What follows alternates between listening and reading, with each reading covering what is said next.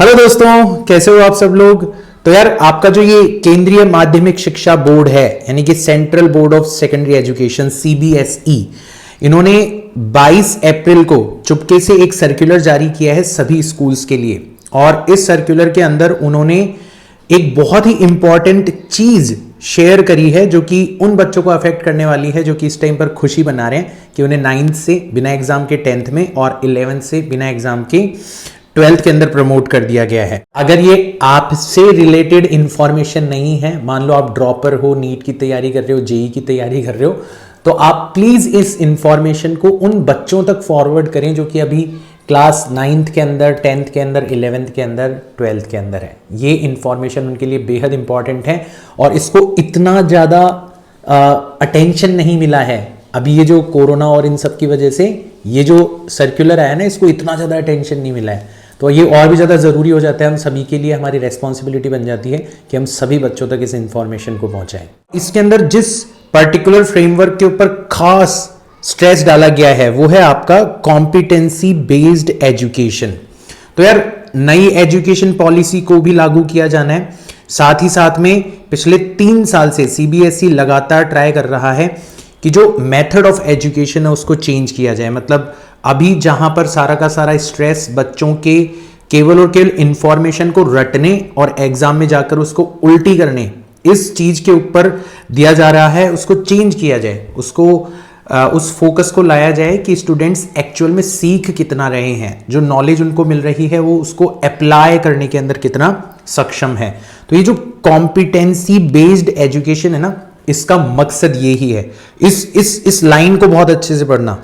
The national education policy 2020 has affirmed the need to move from rote to competency based learning, making it more focused on developing the creative and critical thinking capacities of students to meet the challenges of 21st century proactively।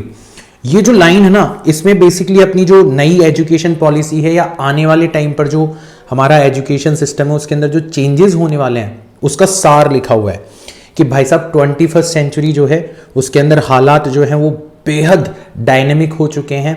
यानी कि आपको भी अपनी education को बेहद dynamic बनाना पड़ेगा, creative बनाना पड़ेगा, critical thinking के ऊपर बेस्ड बनाना पड़ेगा, ठीक है ना।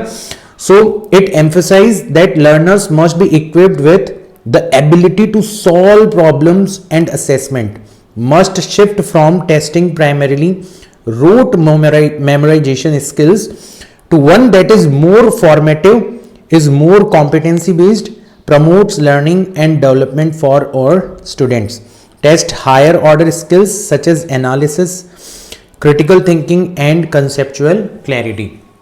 तो अभी नॉर्मली क्या होता था कि बच्चे बोर्ड्स के लिए जब तैयारी करते थे तो जिन बच्चों को एंट्रेंस एग्जाम देना होता था केवल और केवल वो ही इन सारी की सारी स्किल्स के ऊपर ध्यान देते थे। हायर ऑर्डर स्किल्स हो गया, एनालिसिस हो गया, क्रिटिकल थिंकिंग हो गया, कंसेप्चुअल क्लैरिटी हो गया, बेसिकली जो कॉम्पिटेंसी बेस्ड एजुकेशन की बात करी जा रही है।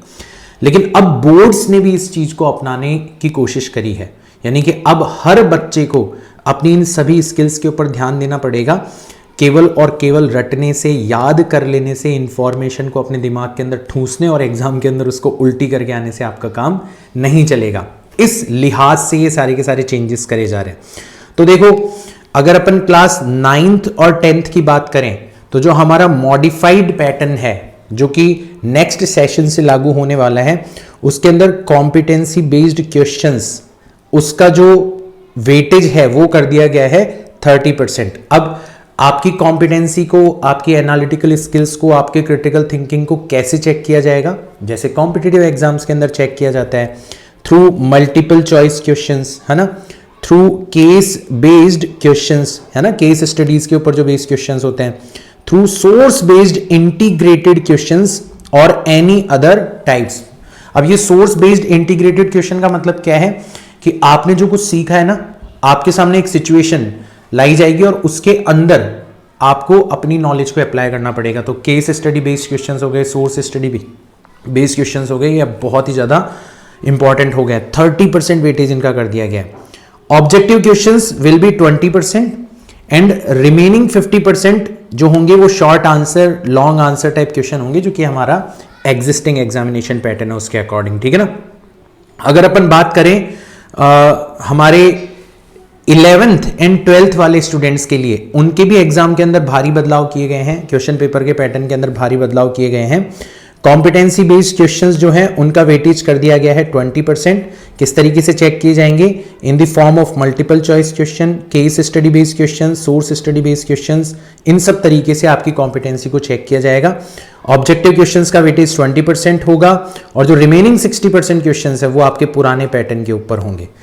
तो यार ये एक बहुत ही अच्छा बदलाव है मेरे नज़रों के अंदर। इस बदलाव को आप बच्चों को भी सीरियसली लेना चाहिए, मतलब इसको है ना इस तरीके से नहीं लेना चाहिए कि यार अब हमारी आफत और बढ़ने वाली है, बल्कि आपको खुशी मनानी चाहिए कि अब आपको चीज़ों को रटना नहीं पड़ेगा। चीज़ों को समझो, दिल से पढ़ो, किसी भी चीज़ को जो आपने पढ़ा है उसको अप्लाई करने की कोशिश करो डे टू डे लाइफ के अंदर, एंड यही आगे आने वाले ज़माने के अंदर काम आने वाला है। यार आपको भी पता है ना हालात किस तरीके से चेंजेस हो रहे हैं। आप जिन कैरियर ऑप्शंस, जिन जॉब्स के बारे में सोच रहे हो ना, वो हो सकता है आज से 5 साल बाद में एग्जिस्ट ही ना करें। तो बदलाव करो, अपनी एजुकेशन के तरीके के अंदर बदलाव करो, तभी आप फ्यूचर के लिए अपने आप को रेडी कर पाओगे, राइट। तो अगर इस एग्जामिनेशन पैटर्न से रिलेटेड कोई भी डाउट्स आपको हैं तो आप लोग कमेंट्स के अंदर मुझे लिखिए। चलो मैं मिलता हूं आपसे नेक्स्ट वीडियो के अंदर, तब तक के लिए बाय।